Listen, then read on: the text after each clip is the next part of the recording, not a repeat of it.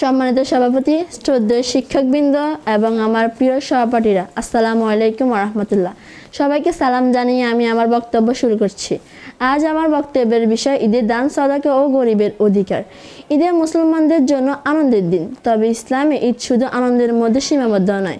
ঈদের সাথে দান সদাকার বিষয়টি খুব গুরুত্বপূর্ণভাবে যুক্ত রয়েছে। ঈদের আগে গরিব ও অসহায় মানুষের জন্য সাদকাতুল ফিতর আদায় করা আমাদের দায়িত্ব। এর মাধ্যমে দরিদ্র মানুষরাও ঈদে আনন্দ উপভোগ করতে পারে।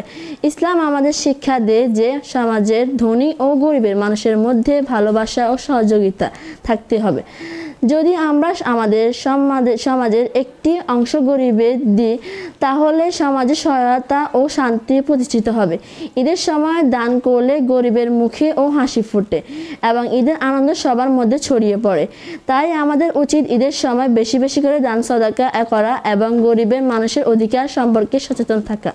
এতে আল্লাহর সন্তুষ্টি অর্জন করা যায় এবং সমাজ সুন্দর হয়। আমার বক্তব্য এখানে শেষ করছি। সবাইকে ধন্যবাদ। আসসালামু আলাইকুম।